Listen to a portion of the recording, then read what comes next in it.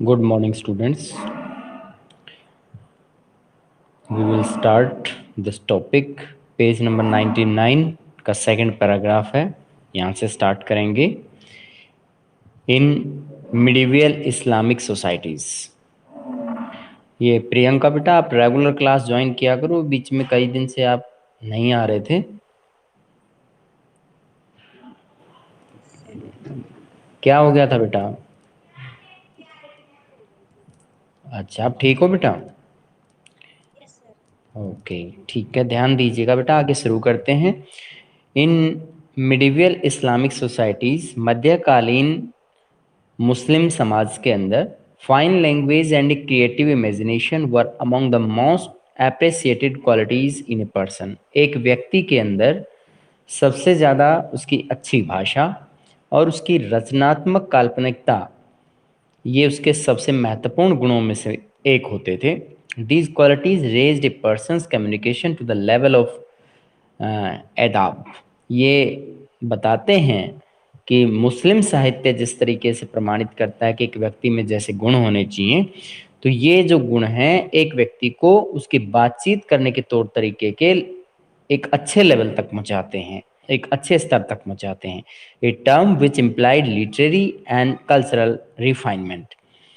जो एडाब word use किया गया है उसका मीनिंग जो होता है साहित्यिक दृष्टि से और सांस्कृतिक दृष्टि से जिसका विकास हो चुका है उसे कहा जाता है एडाब forms of expressions.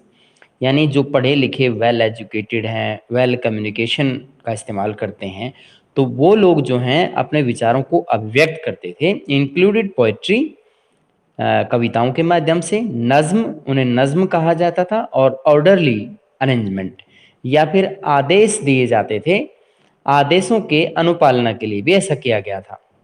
And pros, जैसे कि पोएट्री और प्रोज आप पढ़ते हो, इसी तरह से प्रोज का हिस्सा भी इस तरह के जो एडाब लोग होते थे वो इस्तेमाल करते थे, जिन्हें नेथर कहा गया था, NATHR। और स्कैटर्ड वर्ड्स, इसे स्कैटर्ड वर्ड्स भी इसे बोला जाता है। स्कैटर्ड वर्ड्स प्रोज का मतलब होता है बिखरे हुए शब्द, which were meant to be memorized and use when the occasions arrows.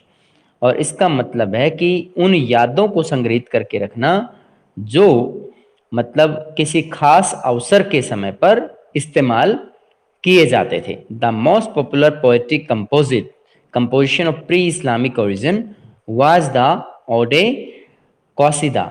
यहाँ पर कसीदा बोला गया है कि सबसे महत्वपूर्ण जो कविताओं का जो संकलन शुरुआत हुआ वो प्राक मुस्लिम के अंदर उसकी उत्पत्ति मानी जाती है, यानी आद्य मुस्लिम इतिहास के अंदर उसकी उत्पत्ति मानी जाती है, जिसे कसीदा का नाम दिया जाता है। Developed by poets of Abbasid periods to glorify the achievements of their patrons.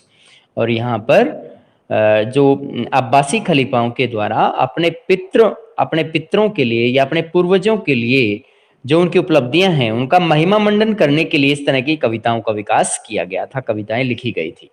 Poets of Persian origin revitalized and reinvented Arabic poetry and challenge the cultural hegemony of the Arabs. यहाँ पर फारसी उत्पत्ति, विभिन्न प्रकार के कवि ऐसे थे जिनका जो ओरिजिन था वो फारस का क्षेत्र रहा, यानी ईरान का क्षेत्र रहा, और दोबारा से अरबी कविताओं का ज़्यादा से ज़्यादा खोज हुई, ज़्यादा से ज़्यादा उनका निर्माण किया गया। इन्होंने चैलेंज किया अरब के लोगों के वर्चस्व की, सांस्कृतिक वर्चस्व को पूरी तरह से चैलेंज कर डाला। किसका मेन चैलेंज किसका था? पर्शियन कल्चर का सबसे ज़्यादा चैलेंज था। Abu Nuwas who was of a Persian origin, Abu Nuwas का नाम का व्यक्ति जो कि फारस के क्षेत्र से संबंध रखता था, broke new ground by composing classical poetry on new themes. उसने नई नई थीम्स पर जो कि शास्त्रीय संकलन की प्रक्रिया को उसने शुरू किया। कैसे? Such as wine and male love the intention of celebrating pleasures forbidden by Islam. कि उसने ये बताया कि शराब यानी मदिरा और मनुष्य का जो प्रेम होता है, ये दोनों ही चीजें उसको इस्लाम में आजादी से करने से रोकती हैं, यानी आजाद ख्यालों से रोकती हैं। आफ्टर अबू नुवास के बाद the poets address the objects of their passion in the masculine, यानी इन लोगों ने विभिन्न प्रकार की वस्तुओं को और मानव का रूपक बना करके पेश करना शुरू किया, even if the latter was a women. यहाँ तक कि अगर कोई बात जो है वो महिलाओं के विषय में भी है, तब भी उन्होंने पुरुषों के बारे में जानकारी, पुरुषों के माध्यम से जानकारी देना ठीक समझा गया। फॉलोइंग द सेम ट्रेडिशन, इस तरह की परंपरा को निभाते हुए, Sufis glorified the intoxication caused by the wine of mystical love. और सूफी संतों ने भी इस दौरान शराब यानी मदिरा का उस समय पर इसका जादुई जो प्रेम है, यानी शराब का के प्रति जादुई प्रेम का महिमा मंडन सूफी संतों के द्वारा भी उस समय किया गया। बाय द टाइम, समय बीतने के साथ, अरब कंकर्ड ईरान, अरब लोगों ने ईरान को जीत लिया। Pahlavi, the language of sacred books of ancient Iran, was in decay. Pahlavi जो कि एक भाषा थी जो यानी प्राचीन ईरान की पवित्र धार्मिक पुस्तकों में से एक थी, वाज इन डिके, अब उसका पतन शुरू हो गया था।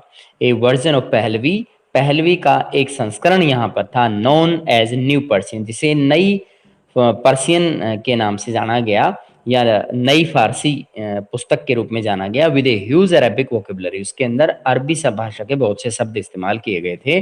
सोन डेवलप्ड, ये शीघ्र ही इसका विकास किया गया था।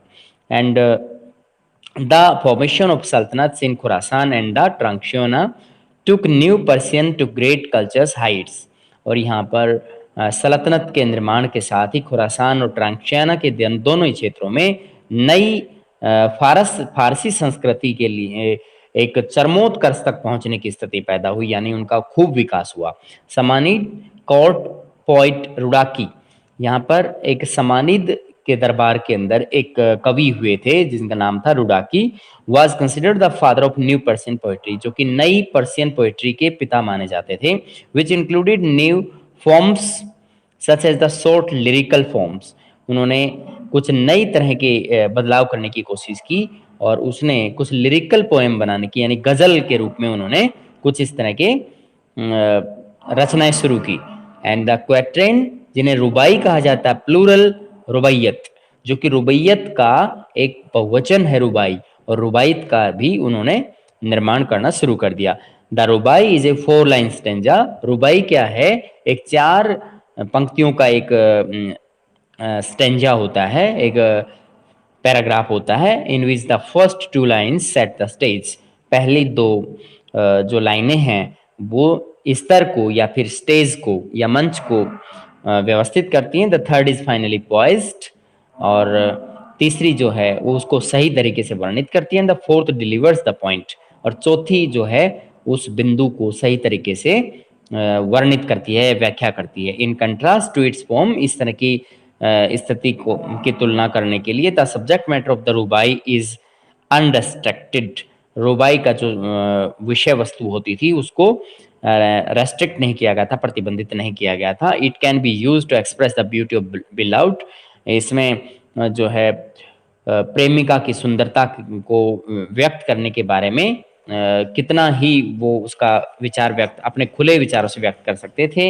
एंड प्रेज ए पैट्रॉन, और पूर्वजों के प्रति प्रशंसा। And express the thoughts of the philosophers, और दार्शनिकों की सोच के विषय में उनको अभिव्यक्त करना भी इसका हिस्सा था। The rubai reached its zenith in the hands of the Omar Khayyam, Omar Khayyam के हाथ में शासन की बागडोर आते ही यह अपनी सबसे शीर्षस्थ ऊंचाइयों तक पहुंच गया। And also an astronomer and mathematician, जो कि उमर खय्याम जो थे एक खगोल शास्त्री भी थे और गणितज्ञ भी थे। Who lived at various times in Bukhara, Samarkand and Isfahan, जो कि 3 शहरों के अंदर रहे थे, बुखारा, समरकंद और Isfahan. At the beginning of the 11th century, Ghazni became the centre of Persian literary life, यानी फारसी भाषा के साहित्यिक जीवन का केंद्र बिंदु जो था गजनी 11वीं सदी की शुरुआत तक बन गया था। And poets were naturally attracted by the brilliance of the imperial court, और शाही दरबार के द्वारा कवियों को प्राकृतिक रूप से मतलब बहुत ही ज्यादा ध्यान उनकी तरफ आकृष्ट किया गया था, उन्हें सम्मान दिया जाता था। Rulers to realise the importance of patronising acts and the learning for enhancing their prestige. और यहाँ पर ये बताया गया कि शासक भी इसकी चीज के महत्व को समझ चुके थे, इसके पहचान को समझ चुके थे कि जो पितृवंशिकता है, पितृवंशिकता के प्रति जो कला का इस्तेमाल किया गया है, पूर्वजों की जो कला है उसका इस्तेमाल करना है। और उन्होंने इस बात पे ज़्यादा बल दिया कि जब प्रतिष्ठा है समाज के अंदर, प्रतिष्ठा भी बढ़ना बहुत ज़रूरी है। Mahmud of Ghazni gathered around him a group of poets. Mahmud of Ghazni के समय पर, उस समय महमूद गजनी के आसपास बहुत से कवियों से वह घिरा रहता था। हु कंपोज्ड एंथोलॉजीज, जो कि एंथोलॉजीज लिखा करते थे या उनका संकलन किया करते थे, जिन्हें दीवान भी कहा जाता है। एंड एपिक पोएट्री मथनवी, और उस समय एक बहुत ही बड़े बड़े महाकाव्य, लंबी कविताएं भी लिखी जाती थी जिन्हें मथनवी के नाम से जानते हैं। The most outstanding was the Firdausi, जो कि सबसे ज्यादा महत्वपूर्ण इनमें से एक थी, जिसका नाम है Firdausi. Who took 30 years to complete the Shahnama, Book of Kings, an epic of 50,000 couplets which has become a masterpiece of Islamic literature। इसमें फिरदौसी ने जो कि 30 साल के अंदर एक शाहनामा एक पुस्तक लिखी थी, बुक ऑफ किंग्स, यानी राजाओं की पुस्तक, राजाओं की पुस्तक के नाम से एक पुस्तक लिखी जिसका नाम था शाहनामा। और इसकी 50,000 इसके अंदर कॉपलेट्स का इस्तेमाल किया गया था, जो कि इस्लामिक साहित्य के अंदर अपने आप में एक मास्टरपीस होता था, मूल कृति जिसे माना जाता है। The Shahnameh is a collection of tradition. Shahnameh अपने आप में एक परंपराओं का संग्रह है।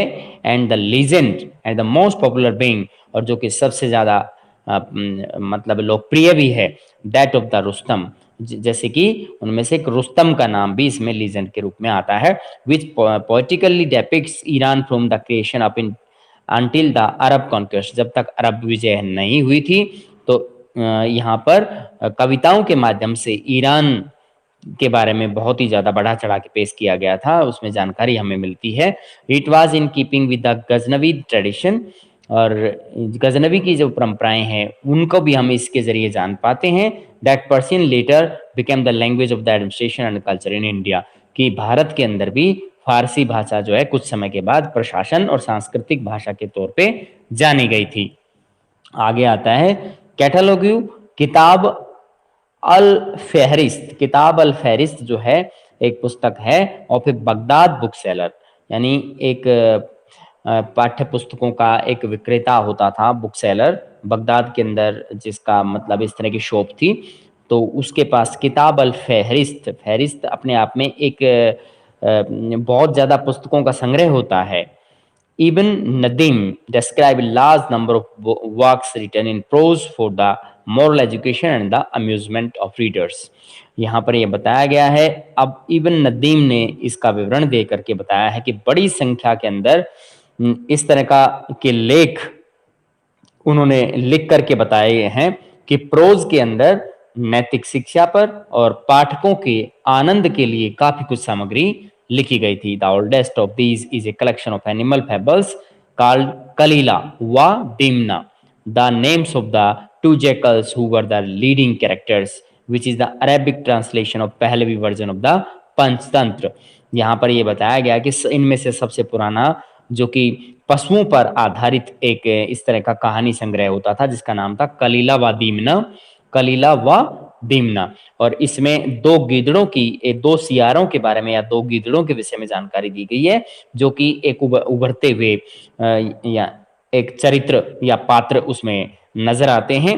और ये इसके अलावा अरबी के अंदर भी इसका ट्रांसलेशन किया गया था, जिसको पहलवी वर्जन के नाम से जानते हैं। और पहलवी वर्जन जो है पंचतंत्र के नाम से भी जाना जाता है।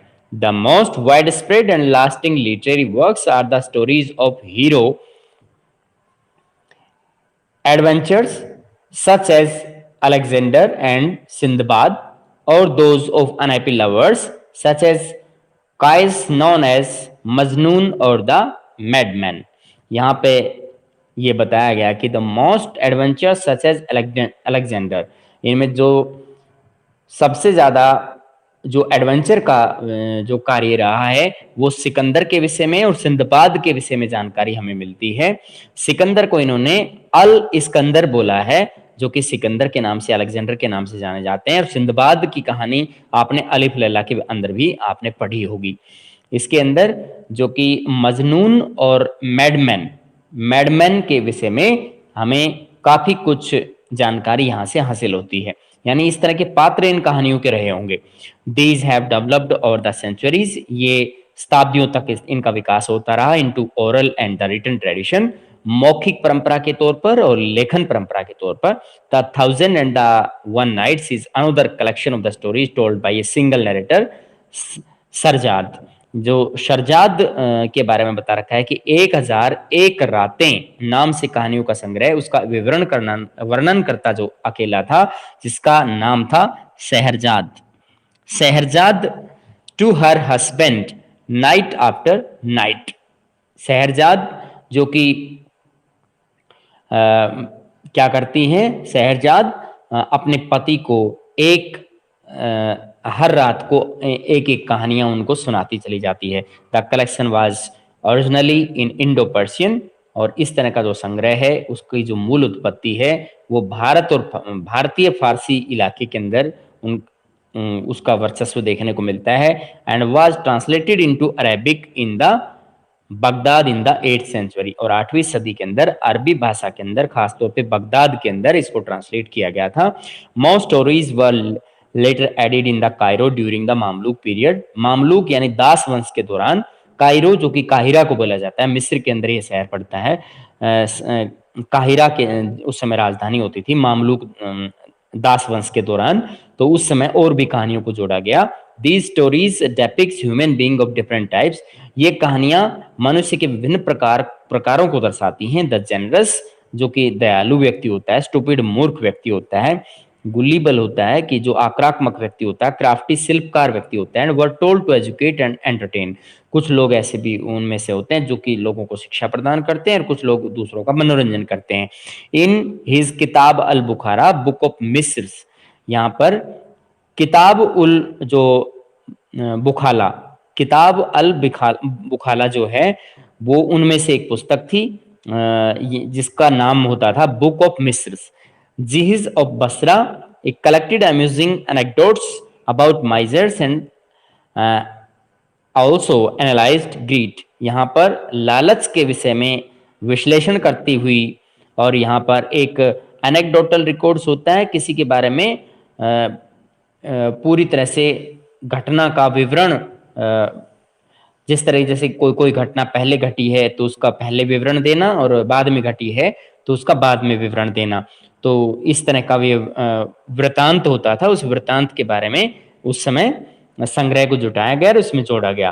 From the 9th century onwards, 9वीं सदी की शुरुआत तक, स्कोप ऑफ एडॉब was expanded to include biographies, manual of ethics जिसको अखलक कहा गया, mirrors of princes, book of state crafts, and above all.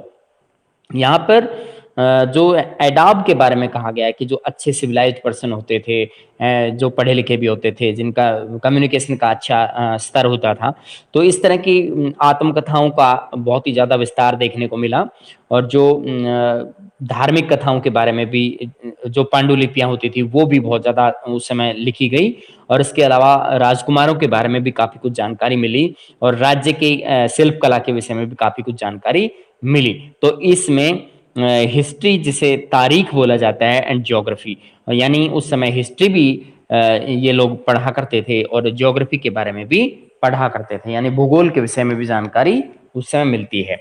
The tradition of history writing was well established in literate Muslim societies. तो उस समय जो इतिहास की जो लेखन की जो परंपरा है वो खास तौर पर मुस्लिम पढ़े लिखे समाज के अंदर, जो लिटरेट होते थे मुस्लिम समाज, उनके अंदर सुसंगठित रूप ले चुकी थी।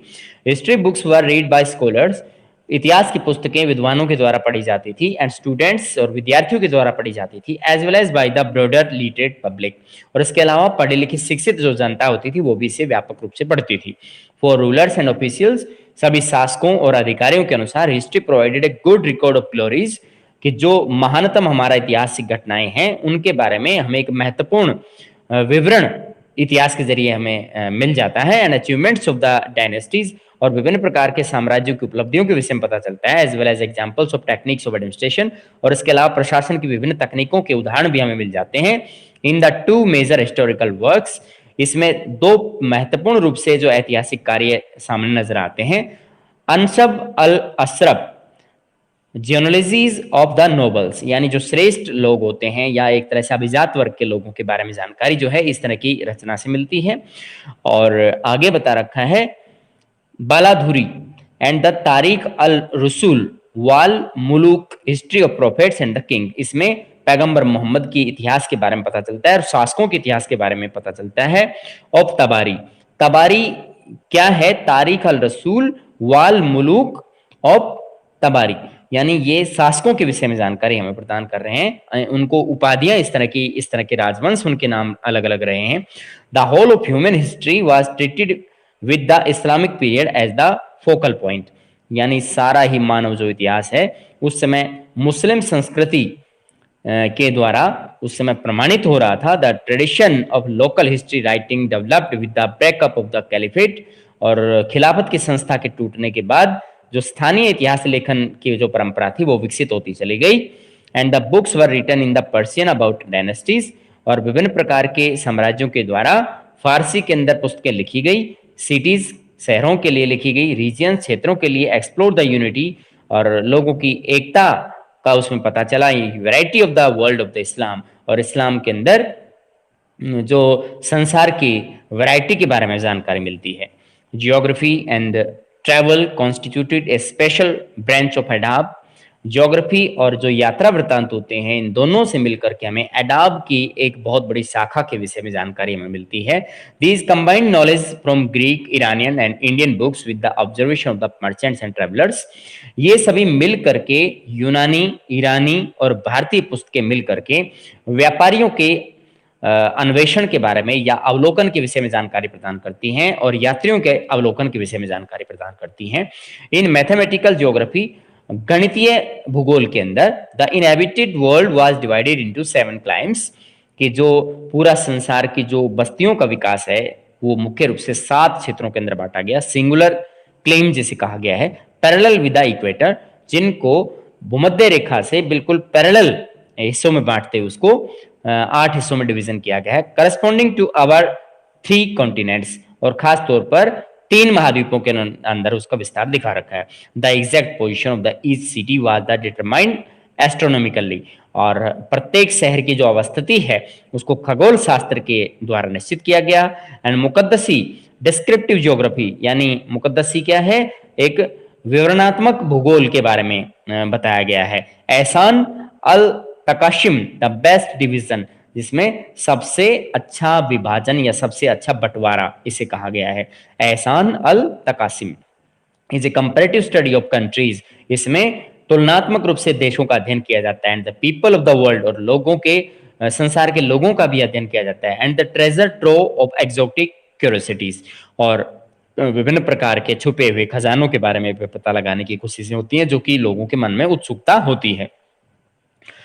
Geography and general histories were combined in Muruz al-Dhahab, Golden Meadows of Masudi, written in 943 to illustrate the wide variety of the worldly cultures.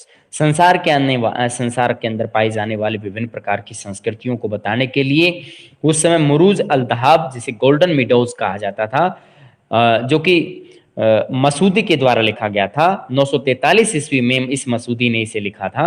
ये एक उदाहरण पेश करता है। किस तरह का उदाहरण पेश करता है? इसमें भूगोल के विषय में और सामान्य इतिहास में मिल करके इसमें जानकारी बताई जाती है। अल-बिरूनीज फेमस तहकीक में लिल हिंद हिस्ट्री ऑफ इंडिया, जिसमें तहकीक हिंद के नाम से भी इसे जाना जाता है, और उसे जो है किताब उल हिंद भी कहा जाता है। ये भारत का इतिहास की जो जानकारी है अल-बिरूनी की प्रसिद्ध पुस्तक है। Was the greatest attempt by an 11th century Muslim writer to look beyond the world of Islam, यानी पूरे संसार के अंदर मुस्लिम साहित्य के दौरान बहुत ही महत्वपूर्ण जो है अल-बिरूनी ने उस समय तहकीक हिंद लिखा, जो कि भारत के इतिहास के बारे में 11वीं सदी में बहुत ही महत्वपूर्ण स्रोत माना जाता है। Observe that was of the value of the another cultural tradition, जो कि अवलोकन करने से या उसको देखने से पता चल जाता है कि जो दूसरी संस्कृति या परंपराओं के जो लोग हैं वो हमारी संस्कृति को कितना महत्व देते हैं। अब आगे चलते हैं बेटा, यहां तक कोई प्रॉब्लम है तो बताइए। प्रियंका, मधु? ठीक है बेटा, अब आगे देखिए यहां से। बाय द 10th सेंचुरी, 10वीं सदी के तक आते आते an Islamic world had emerged which was easily recognisable by travellers, यानी यात्री जिस चीज को आसानी से पहचान सकते थे, इस्लामिक संसार ने अब वो रूप धारण कर लिया था। Religious builders were the greatest external symbols of the world. उस समय धार्मिक जो इमारतें होती थी खासतौर पर वो सबसे ज्यादा बाहर के लोगों के लिए या संसार के लोगों के लिए एक प्रतीक, एक महान प्रतीक बन चुकी थी। Mosques, shrines and tombs from Spain to Central Asia showed the same basic design. यहाँ पर मस्जिदें, पवित्र स्थल, श्राइन जिन्हें कहा जाता है, टॉम्ब जो मकबरे जो होते हैं, वो स्पेन से लेकर मध्य एशिया तक बहुत ही महत्वपूर्ण लगभग एक जैसा डिजाइन लिए हुए थे। आर्चिज उनमें आर्क बने हुए थे, डोम्स बने हुए थे, मीनारें बनी हुई थी। डोम मतलब गुंबद बना हुआ था, ओपन कोर्टयार्ड, खुले आंगन होते थे उसमें। तो ये सब चीजें एक जैसी थी, चाहे वो स्पेन चले जाओ चाहे सेंट्रल एशिया चले जाओ, सभी की बनावट मस्जिदों की एक जैसी थी। And express the spiritual and the practical need of the Muslim, और मुस्लिमों की जो व्यवहारिक जो जरूरत है और उनकी आध्यात्मिक जो जरूरत है उसको एक्सप्रेस कर रही थी, उसको प्रकट कर रही थी। In the first Islamic century, पहली इस्लामिक शताब्दी के दौरान, the mosque acquired a distinct architectural form, रूप सपोर्ट बाय द पिलर्स। उस समय पहली सदी के दौरान एक यानी मस्जिद का ऐसा स्वरूप देखने को मिला जिसमें पिलर्स के द्वारा छत को सपोर्ट दिया गया था, विच ट्रांसेंडेड रीजनल वेरिएशंस, जो कि स्थानीय स्तर पर एक अलग ही महसूस हो रहा था। The mosque had an open courtyard, और सभी मस्जिदों के अंदर एक खुला आंगन पाया जाता था जिसको सहन कहा जाता था। एंड वेयर ए फाउंटेन और पॉन्ड वाज प्लेस्ड, वहां पर एक तालाब होता था जहां लोग स्नान करके नमाज अदा कर सकें, और वहां पे या फिर एक फंवारा लगा होता था। Leading to a vaulted hall, और वहां पर एक बड़ा विस्तारित, यहाँ पे कुरान के प्रवचनों को सुनने के लिए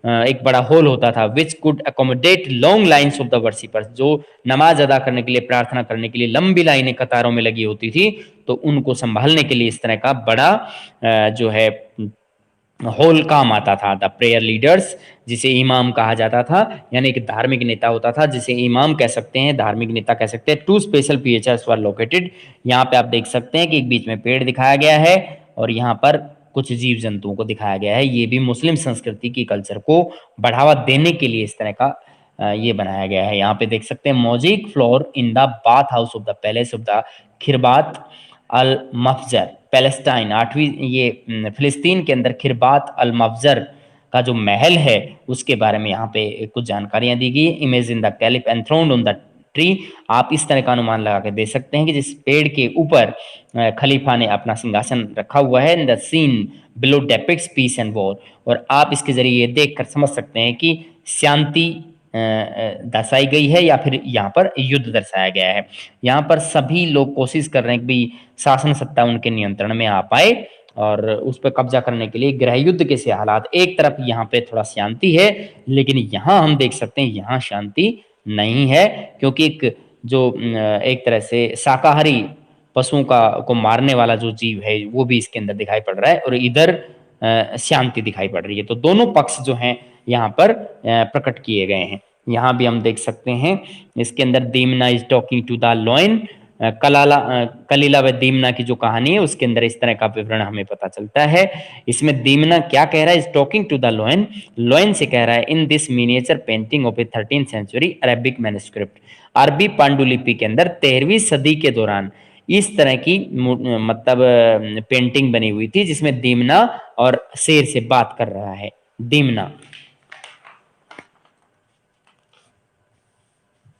आगे देखिए, two special features were located inside the hall, इसमें दो महत्वपूर्ण, हॉल के अंदर दो महत्वपूर्ण विशेषताएं होती थी।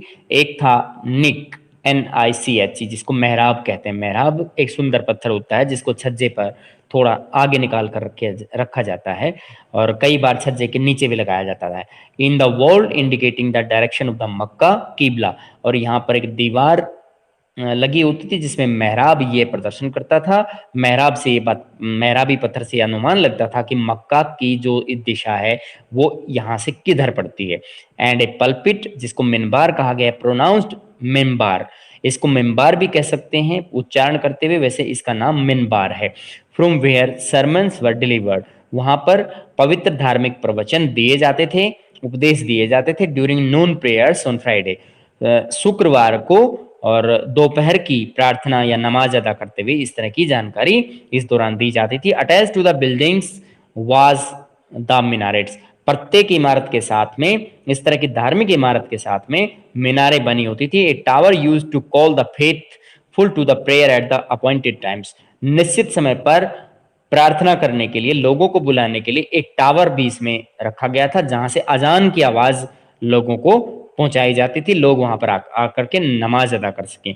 To symbolise the presence of the new faith, एक नई आस्था और एक नया विश्वास का प्रतीक इस बात को माना जाता है। Time was marked in cities, और शहरों के अंदर समय को व्यवस्थित किया जाता था या बताया जाता था। And villages by the 5 daily prayers, और सब लोगों को बता रखा था शहर में, गांव में सब लोगों को कि सभी लोग 5 बार नमाज अदा करेंगे। वीकली सरमन्स, और शुक्रवार को एक बार सप्ताह के अंदर उपदेशों को भी सुनने के लिए आएंगे। यहां तक बताइए बेटा, कोई प्रॉब्लम है तो।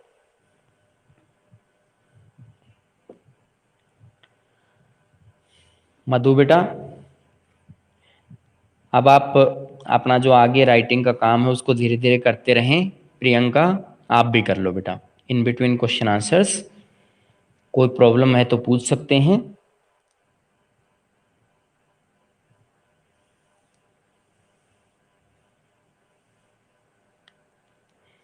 यहां अगले पैराग्राफ में देखिए बेटा, the same pattern of construction, यानी इसी तरह का सेम जो कंस्ट्रक्शन का जो पैटर्न इस्तेमाल किया गया था वो इसी तरह का पैटर्न इस्तेमाल किया गया। और building built around central courtyard, केंद्रीय दरबार जिसे कहते हैं, या कोर्टयार्ड या केंद्रीय आंगन या भीतरी आंगन के चारों तरफ इस तरह की इमारतें बनाई जाती थी। Appear not only in the mosques, ऐसा केवल मस्जिदों में ही देखने में नहीं मिलता था, and Muslims, but also in the caravanserais, और इसके अलावा यात्रियों के ठहरने की जो सराय वगैरह बनाई जाती थी जिसे कैरावनसराय कहा जाता है, वहां भी इसी तरह की बनावट शैली देखने को मिलती थी। हॉस्पिटल जो बने हुए थे उनमें भी ऐसी शैली का इस्तेमाल किया गया था, और महल बनाने के लिए भी ऐसी शैली का इस्तेमाल किया गया था। Umayyad built desert palaces in oasis, और उमैयद खलीफाओं ने रेगिस्तान के अंदर रेगिस्तानी महल बनाए जो कि मरुद्यान के नजदीक बनाए गए। मरुद्यान एक ऐसी जगह होती है, ओएसिस जिसे कहा गया है, यहाँ पर पानी की सुलभता मरुस्थल के अंदर भी होती है, जहां पर खजूर के पेड़ ज्यादा मिलते हैं। Such as Khirbat al Mafjar in Palestine and the Qusayr Amra in Jordan, दो उदाहरण यहाँ पे बताए गए हैं। खिरबात अल मबजर का जो कि फिलिस्तीन में पड़ता है, और क्वासीर अमरा का जो है वो जॉर्डन में पड़ता है। विच सर्व्ड एज लग्जरियस रेजिडेंसेस, और यहाँ पर बहुत ही आरामदायक मूल निवास स्थान बनाए जाते हैं। Retreats for hunting and pleasure, और खास तौर पे किसके लिए, शिकार करने के लिए और या फिर आनंद के दिन बिताने के लिए, आराम फरमाने के लिए। The palaces modelled on Roman and Sasanian architectures, और जो महल होते थे वो रोमन और ससानियन वास्तुशिल्प के आधार पे बने होते थे।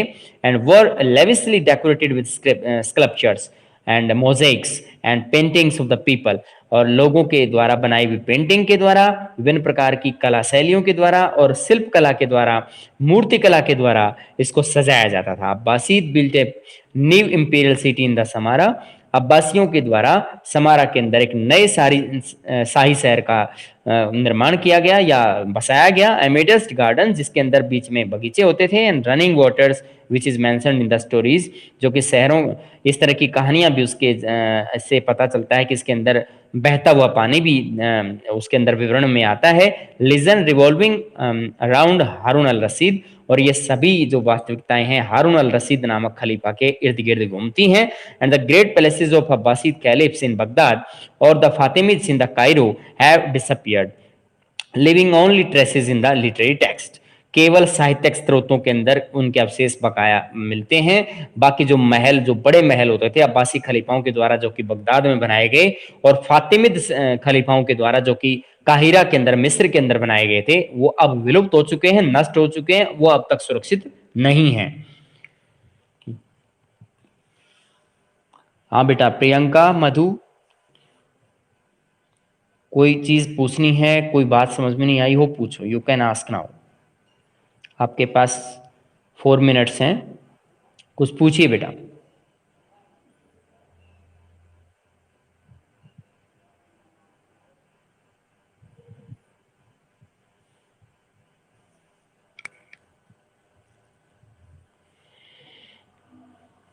कुछ नहीं पूछना बेटा, मधु, प्रियंका? नो? ठीक है बेटा।